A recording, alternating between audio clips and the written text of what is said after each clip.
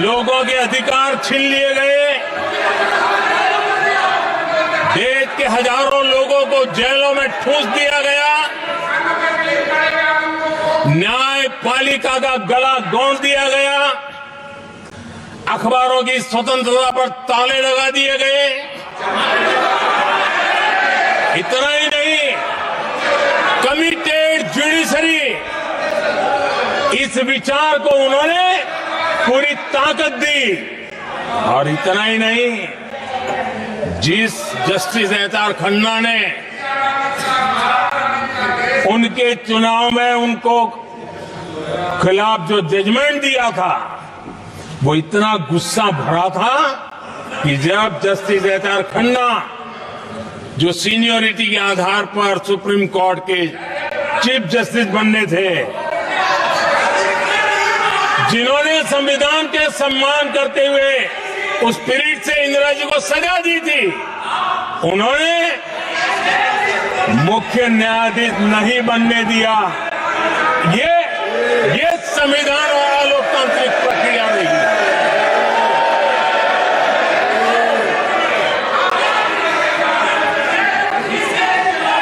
आदरणीय सभापति जी, यहां भी ऐसे कई दल बैठे हैं जिनके मुखिया भी सारे जेल में हुआ करते थे। ये इनकी मजबूरी है कि वहां जाके बैठे हैं, उनको भी जेलों में ठूस दिया गया था।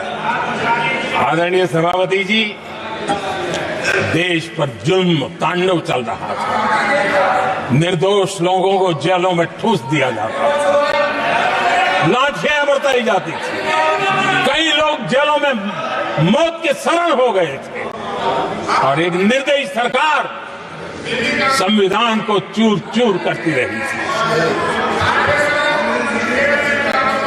आदरणीय सभापति जी, ये परंपरा यहां नहीं रुकी। जो परंपरा नेहरू जी ने शुरू की थी,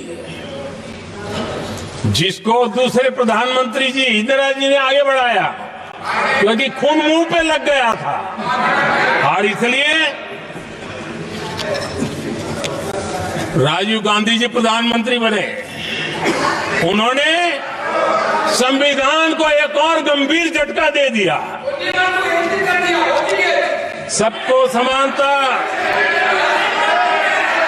सबको समानता, सबको न्याय, उस भावना को चोट पहुंचाई। आदरणीय सभापति जी, आपको मालूम है, सुप्रीम कोर्ट ने शाहबानो का जजमेंट दिया था। एक भारत की महिला को न्याय देने का काम संविधान की मर्यादा और स्पिरिट के आधार पर देश की सुप्रीम कोर्ट ने दिया था। एक वृद्ध महिला को उसका हक मिला था सुप्रीम कोर्ट से, लेकिन उस समय के प्रधानमंत्री राजीव गांधी ने शाहबानो की उस भावना को, सुप्रीम कोर्ट की उस भावना को नकार दिया, और उन्होंने वोट बैंक की राजनीति के खातिर संविधान की भावना को बलि चढ़ा दिया और कट्टरपंथियों के सामने सर झुकाने का काम कर दिया। उन्होंने न्याय के लिए तड़प रही एक वृद्ध महिला को साथ देने के बजाय उन्होंने कट्टरपंथियों का साथ दिया। संसद में कानून बना करके सुप्रीम कोर्ट के निर्णय को फिर एक बार पलट दिया गया। आदरणीय सभापति जी, बात वहां से नहीं अटकी है। नेहरू जी ने शुरू किया, इंदिरा जी ने आगे बढ़ाया, और राजीव जी ने भी उसको ताकत दी, खाद पानी देने का काम किया। क्यों? संविधान के साथ खिलवाड़ करने का लहू उनके मुंह लग गया। आदरणीय सभापति जी, अगली पीढ़ी भी इसी खिलवाड़ में जुड़ी पड़ी है।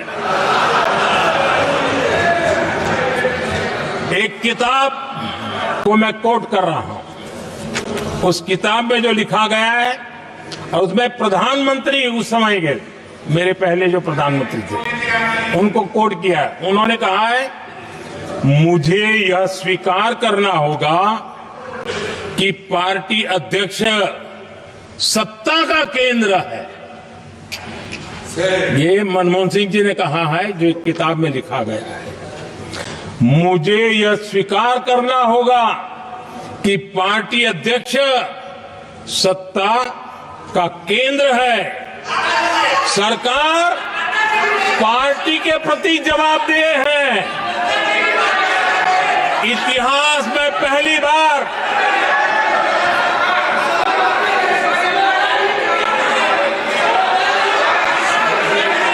आदरणीय सभापति जी, नहीं, आप सदन इतिहास में पहली बार ये तरीका बिल्कुल ठीक नहीं है। सदन के नेता बोल रहे हैं, आपको मर्यादा रखनी चाहिए। ऐसे सदन नहीं चलेगा इस तरीके से, गलत तरीका आपका ये। माननीय प्रधानमंत्री जी, आदरणीय सभापति जी, इतिहास में पहली बार संविधान को ऐसी गहरी चोट पहुंचा दी गई। संविधान निर्माताओं ने चुनी हुई सरकार और चुने हुए प्रधानमंत्री की कल्पना तक ही हमारा संविधान था, लेकिन इन्होंने तो प्रधानमंत्री के ऊपर एक गैर संवैधानिक, और जिसने कोई शपथ भी नहीं लिया था, नेशनल एडवाइजरी काउंसिल पीएमओ के भी ऊपर बैठा दिया।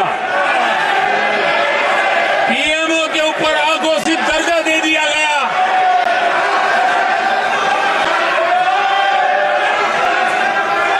आदरणीय सभापति जी, इतना ही नहीं, और एक पीढ़ी आगे चले, और उस पीढ़ी ने क्या किया? भारत के संविधान के तहत देश की जनता जनार्दन सरकार चुनती है और वो सरकार का मुखिया कैबिनेट बनाता है। ये संविधान के तहत है। इस कैबिनेट ने जो निर्णय किया, संविधान का अपमान करने वाले अहंकार से भरे लोगों ने पत्रकारों के सामने कैबिनेट के निर्णय को फाड़ दिया। संविधान को हर मौके पर संविधान के साथ खिलवाड़ करना, संविधान को न मानना, ये जिनकी आदत हो गई थी। और दुर्भाग्य देखिए, एक अहंकारी व्यक्ति कैबिनेट के निर्णय को फाड़ दे और कैबिनेट अपना फैसला बदल दे।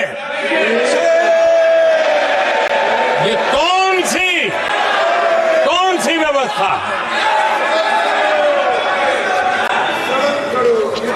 आदरणीय सभापति जी, मैं जो कुछ भी कह रहा हूं वो संविधान के साथ क्या हुआ उसी की बात कर रहा हूं। उस समय करने वाले पात्रों को लेकर किसी को परेशानी होती होगी, लेकिन बात संविधान की है। मेरे मन के और मेरे विचारों को मैं अभिव्यक्त नहीं कर रहा हूं।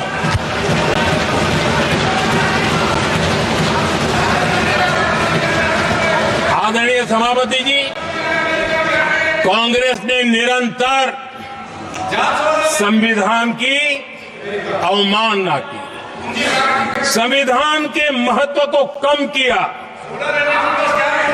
कांग्रेस इसके अनेक उदाहरणों से भरा पड़ा हुआ है।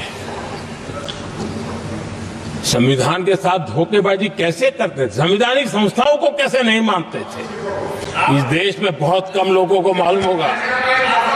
370 की तो पता है सबको, 35A का पता बहुत कम है।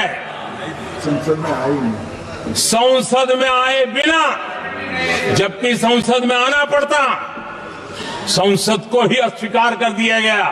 भारत के संविधान का अगर कोई पहला पुत्र है तो ये संसद है, उसको भी उन्होंने गला घोंटने का काम किया। 35A जो संसद में लाए बिना उन्होंने देश पर थोप दिया। और अगर 35A न होता तो जम्मू कश्मीर में जो हालत पैदा हुई वो हालत पैदा न हुई होती। राष्ट्रपति के आदेश पर ये काम किया गया और देश की संसद को अंधेरे में रखा गया। आदरणीय सभापति,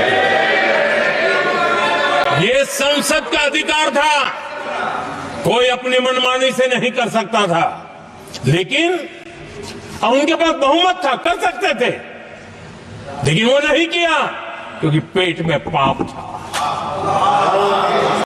देश की जनता से छुपाना चाहते थे। आदरणीय सभापति जी, इतना ही नहीं, बाबा साहब आंबेडकर जिनके प्रति आज सम्मान का भाव सब कोई अनुभव कर रहा है और हम लोगों के लिए तो बहुत विशेष है, क्योंकि हम लोगों के लिए तो जीवन में बहुत बड़ी जो कुछ भी रास्ते मिले ना वहीं से मिले हैं। आदरणीय सभापति जी, बाबा साहब आंबेडकर इनके प्रति भी इनके मन में कितनी कटुता भरी थी, कितना द्वेष भरा था, मैं आज उसके डिटेल में जाना नहीं चाहता हूं, लेकिन जब अटल जी की सरकार थी तब बाबा साहब आंबेडकर, उनका जो महापरिनिर्वाण भूमि है वहां पर अलीपुर रोड पर अटल जी की सरकार में बाबा साहब आंबेडकर जी के स्मृति में एक स्मारक बनाना तय हुआ। अटल जी के समय ये नहीं हुआ। दुर्भाग्य देखिए, 10 वर्ष यूपीए की सरकार रही, उसने इस काम को नहीं किया, न होने दिया।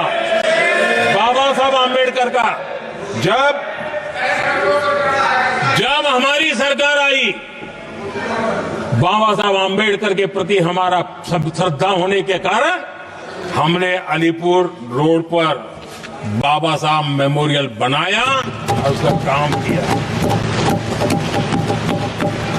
आदरणीय सभापति जी, दिल्ली में जब बाबा साहब आंबेडकर के 1992 में, उस समय चंद्रशेखर जी कुछ समय थे, तब एक निर्णय किया गया था,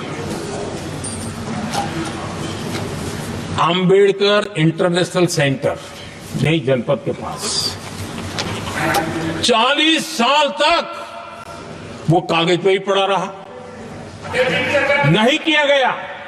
और तब जाकर के 2015 में हमारी सरकार आई और हमने आकर के इस काम को पूरा किया। बाबा साहब को भारत रत्न देने का काम भी जब कांग्रेस सत्ता से बाहर गई तब संभव हुआ। इतना ही नहीं, आदरणीय सभापति जी, बाबा साहब आंबेडकर के 125 साल तो हमने पूरी दुनिया में बनाए थे, विश्व के 120 देशों में बनाने का काम किया था। लेकिन जब बाबा साहब आंबेडकर की शताब्दी थी तब अकेली बीजेपी की सरकार थी मध्य प्रदेश में।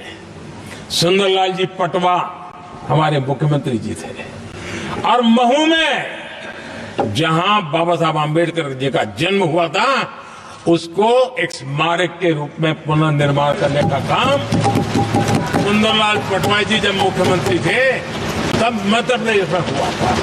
शताब्दी के समय भी उनके साथ यही किया गया था। आदरणीय सभापति जी,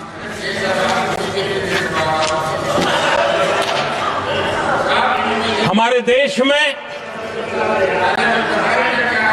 बाबा साहब आंबेडकर एक दीर्घदृष्टा थे। समाज के दबे कुचले लोगों को मुख्य धारा में लाने के लिए वो प्रतिबद्ध थे और एक लंबे सोच के साथ भारत को अगर विकसित होना है तो भारत का कोई अंग दुर्बल नहीं रहना चाहिए, ये चिंता बाबा साहब को सताती थी। और तब जाकर के हमारे देश में आरक्षण की व्यवस्था बनी।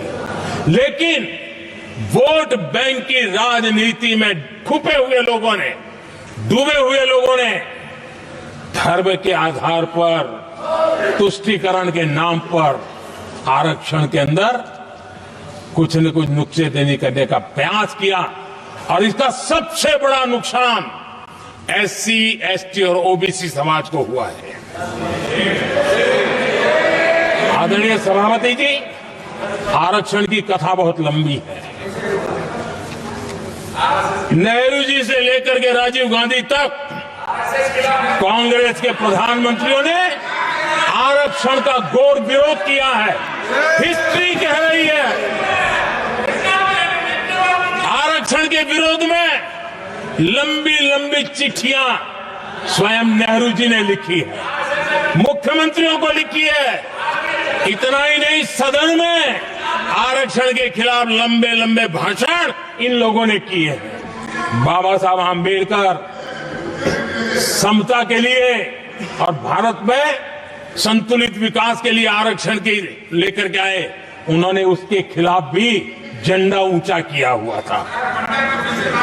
दशकों तक मंडल कमीशन के रिपोर्ट को डिब्बे में डाल दिया था। जब कांग्रेस को देश ने हटाया, जब कांग्रेस गई, तब जाकर के ओबीसी को आरक्षण मिला, तब तक ओबीसी को आरक्षण नहीं मिला। ये कांग्रेस का पाप है। अगर उस समय मिला होता तो आज देश के अनेक पदों पर ओबीसी समाज के लोग भी देश की सेवा करते, लेकिन नहीं करने दिया, नहीं होने दिया। ये पाप इन्होंने किया था। आदरणीय सभापति जी, जब हमारे यहां संविधान का निर्माण चल रहा था, तब संविधान निर्माताओं ने धर्म के आधार पर आरक्षण होना चाहिए कि नहीं होना चाहिए, इस विषय पर घंटों तक, दिनों तक गहन चर्चा की है, विचार विमर्श किया है और सबका मत बना है कि भारत जैसे देश की एकता और अखंडता के लिए धर्म के, संप्रदाय के आधार पर आरक्षण नहीं हो सकता है।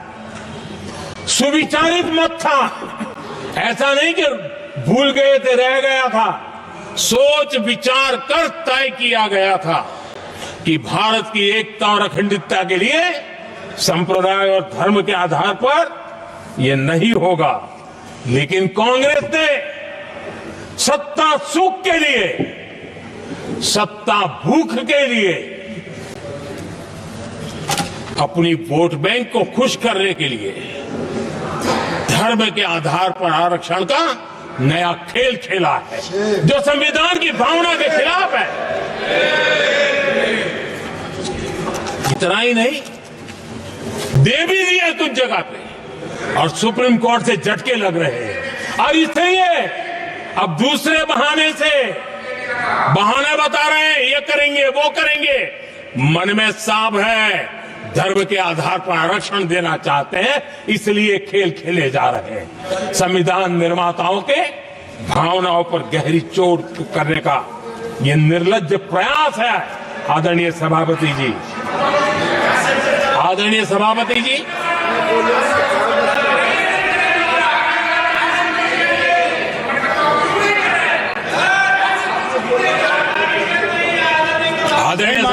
सबने बोला और विषय, ये तरीका ठीक नहीं। आपके नेता ने बोला, आपने बोला दोबारा बात मत करो। इसकी भी मैं चर्चा करना चाहता हूं, और वो ज्वलंत विषय समान नागरिक संहिता, यूनिफॉर्म सिविल कोड। ये विषय भी संविधान सभा के ध्यान बाहर नहीं था। संविधान सभा ने यूनिफॉर्म सिविल कोड को लेकर के लंबी चर्चा की, गहन चर्चा की, और उन्होंने बहस के बाद निर्णय किया कि अच्छा होगा कि जो भी सरकार चुन करके आए वो उसका निर्णय करे और देश में यूनिफॉर्म सिविल कोड लागू करे। ये संविधान सभा का आदेश था। और बाबा साहब आंबेडकर ने कहा था, जो लोग संविधान को समझते नहीं है, देश को समझते नहीं है, सत्ता भूख सेवा कुछ पड़ा नहीं है, उनको पता नहीं है बाबा साहब ने क्या कहा था। बाबा साहब ने कहा था धार्मिक आधार पर बने, ये मैं बाबा साहब की बात कर रहा हूं, इतना वीडियो कट करके घुमाना मत। आदरणीय सभापति जी, बाबा साहब ने कहा था धार्मिक आधार पर बने पर्सनल लॉ को खत्म करने की बाबा साहब ने जोरदार वकालत की थी। उस समय के सदस्य के.एम. मुंशी जी ने कहा था समान नागरिक संहिता को राष्ट्र की एकता और आधुनिकता के लिए अनिवार्य बताया था। कमा मुंशी जी ने। सुप्रीम कोर्ट ने भी कई बार कहा है कि देश में यूनिफॉर्म सिविल कोड जल्द से जल्द लाना चाहिए। सरकारों को आदेश दिए हैं सुप्रीम कोर्ट ने, और उसी संविधान की भावना को ध्यान में रखते हुए, संविधान निर्माताओं की भावनाओं को ध्यान में रखते हुए हम पूरी ताकत से लगे हुए हैं सेक्युलर सिविल कोड की। और आज कांग्रेस के लोग संविधान निर्माताओं की भावना का भी, सुप्रीम कोर्ट की भावना का भी अनादर कर रहे हैं, क्योंकि उनकी राजनीति को सूट नहीं करता है। उनके लिए संविधान वो पवित्र ग्रंथ नहीं है, उनके लिए एक हथियार है राजनीति का। खेल खेलने का हथियार बना दिया। लोगों को डराने के लिए संविधान को हथियार बनाया जाता है। आदरणीय सभापति जी, और ये कांग्रेस पार्टी, उनको तो संविधान शब्द भी उनके मुंह में शोभा नहीं देता है। इसलिए जो अपनी पार्टी के संविधान को नहीं मानते हैं, जिन्होंने अपनी पार्टी के संविधान को कभी स्वीकार नहीं किया है, क्योंकि संविधान को स्वीकार करने के लिए एक लोकतांत्रिक स्पिरिट लगता है जो जिनकी रगों में नहीं है। सत्तावाद और परिवारवाद भरा पड़ा है। अब आप देखिए जो कैसी शुरुआती कितनी गड़बड़ हुई है। मैं कांग्रेस की बात कर रहा हूं। 12 कांग्रेस की प्रदेश की कमेटियों ने, 12 प्रदेश कमेटियों ने सरदार पटेल के नाम पर सहमति दी थी।